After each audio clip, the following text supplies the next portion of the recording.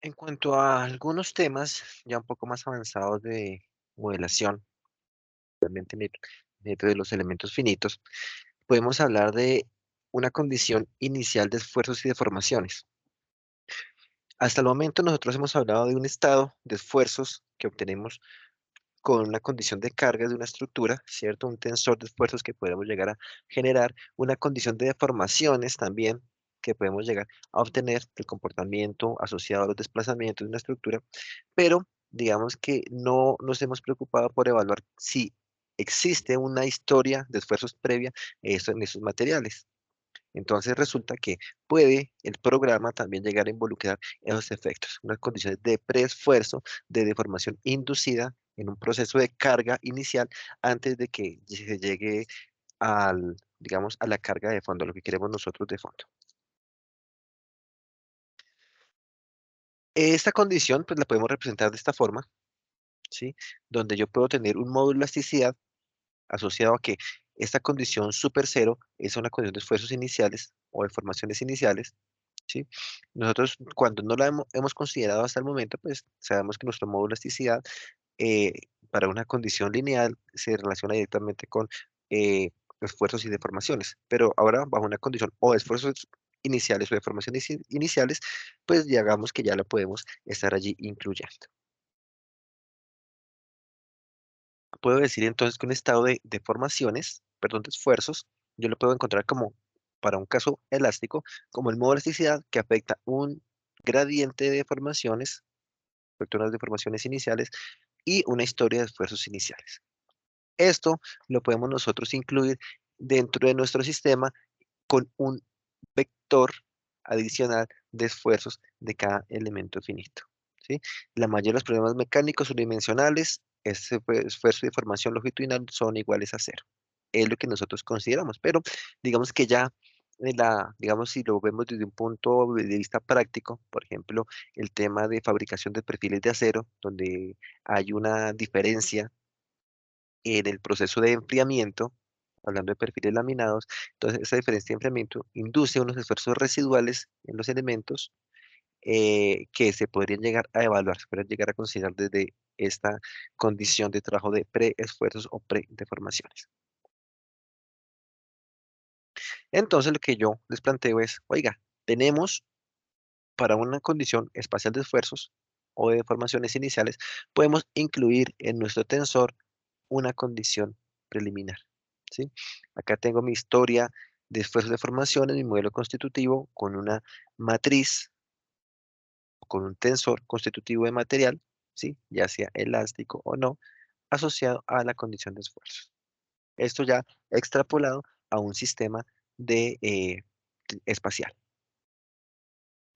Así es como lo hemos visto en elementos finitos, ¿cierto? Los esfuerzos yo lo puedo evaluar con la operación entre ese tensor de propiedades elásticas o propiedades como tal del material, no necesariamente elásticas, con el tensor de, mm, de derivadas de mis funciones de forma, ¿sí? Aquí estamos reescribiendo todo y acá incluyemos pues la afectación de las deformaciones iniciales y los esfuerzos iniciales, ya a nivel tensorial, a nivel espacial. Si los vamos a reexpresar dentro de nuestra ecuación clásica de elementos finitos de trabajo virtual, de equilibrio interno y externo del sistema,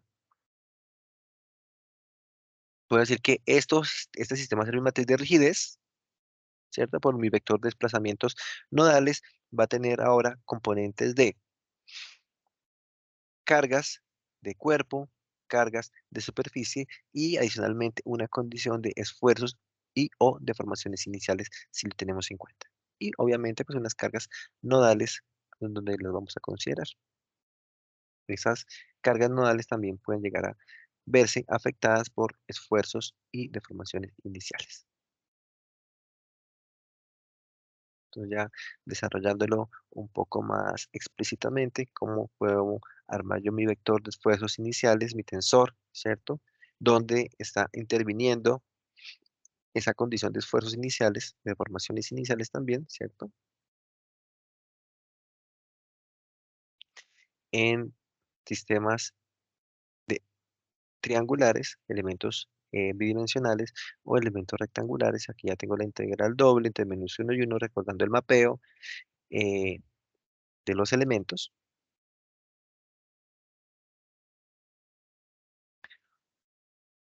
Otra condición que podemos llegar a evaluar nosotros dentro del comportamiento de un modelo analítico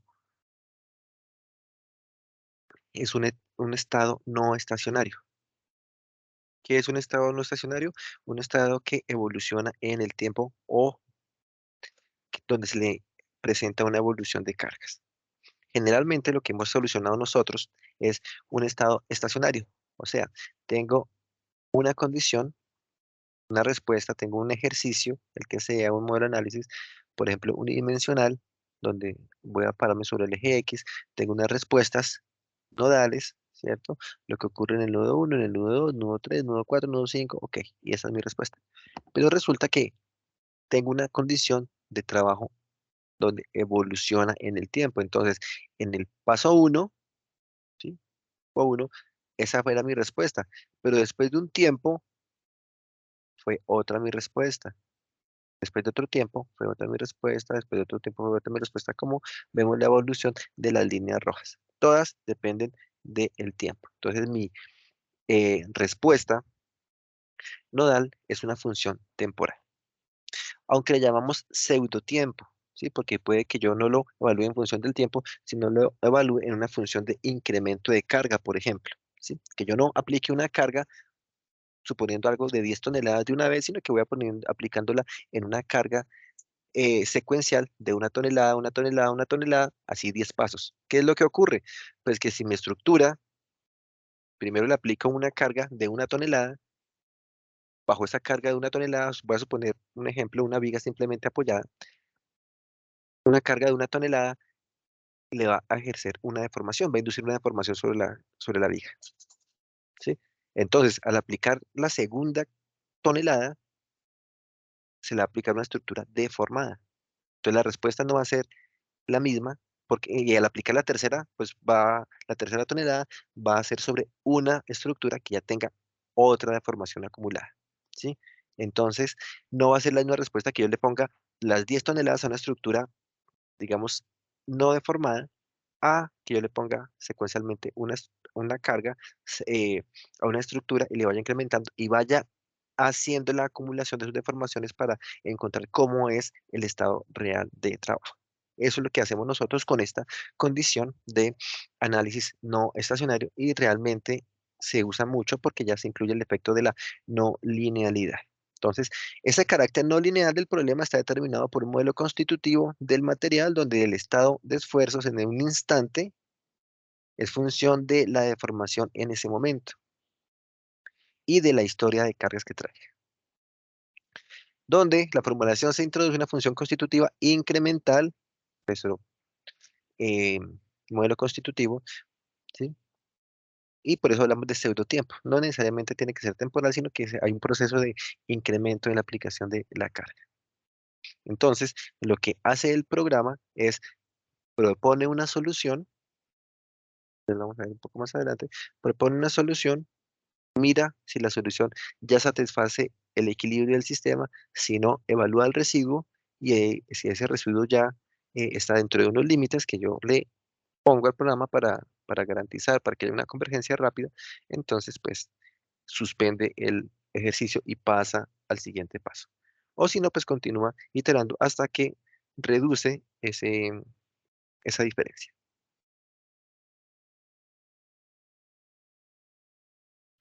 Entonces decimos que esta formulación nos permite, yo creo que hay una gráfica que nos permite eh, visualizar de una mejor forma este proceso, que más adelante y es esta, ¿sí? Si vemos estas líneas horizontales es el paso de carga, el paso de carga, el paso de carga. Ahí es donde digo, yo tengo las 10 toneladas, entonces no pongo las 10 de una sola, sino las empiezo a aplicar de forma incremental. Pongo 1 tonelada, pongo 1 tonelada, pongo 1 tonelada. Esto es voy a hacerle aquí el zoom, ¿sí? A la primera tonelada, entonces, ¿qué pasa? En la primera tonelada, mi respuesta debería ser esta, ¿cierto? Pero, entonces, por el tema de acomodación, el tema de convergencia y demás, y carácter de no linealidad. Entonces nos damos cuenta que inicialmente lo trabaja lineal, pero como la respuesta no es lineal, entonces empieza a hacer varios pasos, varios pasos, varios pasos, hasta que llega a esta respuesta. Cuando llega a esta respuesta, pasa a la siguiente iteración, es lo que hablamos, un paso superior. Entonces, estos son subpasos. Entonces llega, empieza a evaluar lo lineal con la pendiente que trae, no es, empieza a evaluar el error llega hasta este punto, nuevamente llega lineal hasta que llegamos a la convergencia del primer paso. Cuando llegamos a la convergencia del primer paso, me voy para el segundo paso, ¿sí? Paso de carga 2. Entonces, por eso decimos que es un análisis incremental, secuencial, en el cual se va evaluando una estabilidad bajo unas condiciones de no linealidad que se pueden aportar por el material, muchas veces, por ejemplo, el concreto, que sabemos que su eh, modelo constitutivo realmente no es elástico lineal, o alguna condición de geometría eventualmente puede aportar no linealidad. Incluso algunas condiciones de los elementos de contacto que podamos llegar a manejar. Y elementos de contacto, pues es otra de las condiciones de trabajo, condición de elementos no lineales, donde existen unas superficies que pueden llegar a interactuar con otras, ¿sí? Entonces, esa interacción puede hacer que exista un desplazamiento entre ellas y no existe absolutamente nada de fricción, o si existe de fricción, pues su interacción es parcial dependiendo de la constante de rozamiento que pueda existir entre los dos materiales, o pueda que no haya para nada eh, separación de los elementos. Entonces, pues todo eso yo lo podría evaluar, ¿sí? Voy a enviarles un link con este video informativo donde está definido cómo es que actúan estos elementos tipo fricción, perdón, de contacto. En particular hay unos que son de fricción, otros que suspenden la fricción. Vamos a ver si nos carga el video.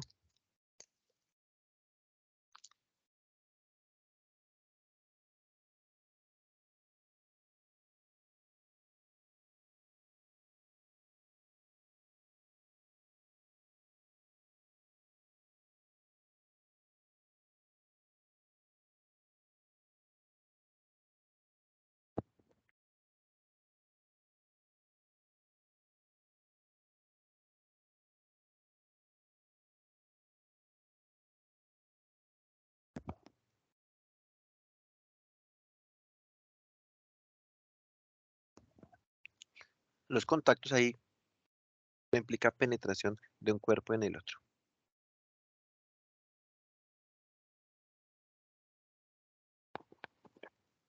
Y hay diferentes tipos de contactos. Uno que es frictionless, que es elementos sin fricción, donde puede haber desplazamiento y puede haber separación, separación de los dos cuerpos, de los dos contactos.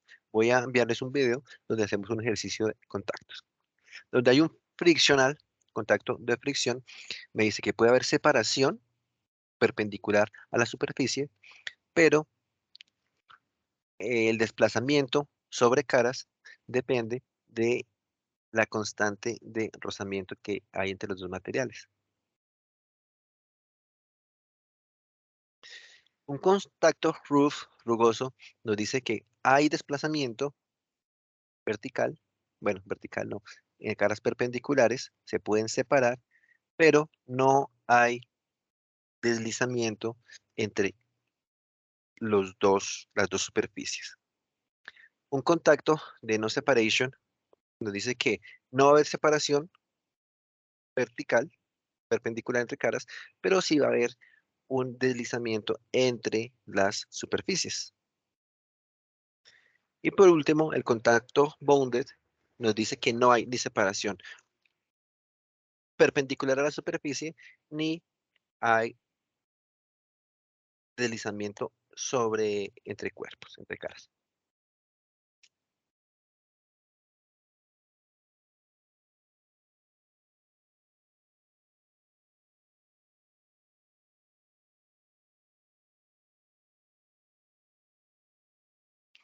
Este ejercicio voy a enviarles en otro video para que ustedes vean cómo es que podemos hacer la aplicación de elementos de contacto, donde vamos a simular qué es lo que ocurre con una viga metálica, una placa de concreto, cuando tengo diferentes tipos de contacto. Por ejemplo, cuando no tengo separación, eh, fricción entre ellos, cómo puede presentarse este desplazamiento, o cuando realmente tengo fricción, ¿sí? Parcial, y sea dada por un módulo de rozamiento, o cuando son bounded, ¿sí? Donde yo puedo llegar a evaluar si están separados por completo, así como se ve a la izquierda, dos ejes neutros, porque cada elemento va a actuar por separado, o si están trabajando de forma conjunta, un solo eje neutro de la sección. Incluso vamos a incluir unas conexiones, unos conectores que nos permitan conectar como tal, como su nombre lo indica, el comportamiento de los dos elementos bajo diferentes condiciones de trabajo. Eso en cuanto al análisis mecánico, pero nosotros podemos tener otros tipos de análisis que eventualmente desde la parte civil que estamos involucrados, pues no llega a ser común, ¿sí? Como es este, que es un disipador de calor, que de pronto nuestros compañeros ingenieros mecánicos sí han llegado a desarrollar muy seguramente, ¿sí? De cómo pueden llegar nuestros modelos constitutivos, nuestros elementos que hemos desarrollado en nuestra clase solamente van asociados a la parte mecánica, pero hay otras matrices como tal que están desarrolladas en elementos que desarrollan este tipo de comportamientos térmicos. Entonces, aquí lo que se pueden inducir son temperaturas, son gradientes de temperatura, son flujos de calor y las estructuras que ellos plantean permiten ver cómo hay esa disipación de calor, ¿sí? Entre muchos otros ejemplos que podremos llegar a plantear, ¿sí? No solamente desde la parte civil, sino desde la parte mecánica, porque recordemos que este programa tiene mucha aplicación desde la ingeniería. Otros, pues ya son de fluidos, análisis de fluidos, por ejemplo, este que se ve aquí, donde se quiere evaluar cuáles son cómo son las presiones en ese vehículo de acuerdo con cierta aerodinámica que se le llega a dar. Ese tipo de modelos también son válidos para la Fórmula 1, los monoplazas que se emplean, ¿cierto? ¿Cuál es el mejor ángulo que puede llegar a desarrollar más velocidad un vehículo? ¿Cierto? Que haya menos restricción del viento. Puede modelarse aquí un túnel de viento eventualmente para una configuración de una edificación, saber dónde es que le está aplicando la mayor presión. Diferentes aplicaciones desde el punto de vista de la mecánica de fluidos, también para hacer la simulación de sistemas. Por conocer un poco más del programa y saber que nosotros nos estamos limitando a la parte mecánica, pero que hay mucho más allá de eso. Incluso, me vuelvo un poco acá, en la parte térmica, nosotros también podemos llegar a evaluar soldaduras. Yo he participado en algunos proyectos donde hemos simulado una condición de soldadura, se le aplica la soldadura a dos elementos metálicos y eso implica que, mm, así como lo vimos al comienzo de esta clase, se pueden llegar a generar una condición de preesfuerzos por ese mismo gradiente de temperatura durante el enfriamiento. Y con ese modelo ya preesforzado, digamos que viene un análisis térmico, posteriormente se le aplica un análisis mecánico, donde le hago alguna aplicación de carga sobre el sistema y ya me viene con su historial de esfuerzos y pues me dará una respuesta en función de su capacidad ya ajustada. Entonces, toda esa es aplicación que nos permite llegar a emplear el programa y sobre todo eh, bueno, un consejo que siempre doy es que la calidad de nuestros modelos depende necesariamente de calibración experimental. Si nosotros tenemos ya alguna información teórica y demás, pero mucha información experimental para calibrar modelos, modelos constitutivos, capacidad de materiales y demás, viene de experimentación. Entonces, pues, también para que lo tengamos en cuenta. Muchas gracias.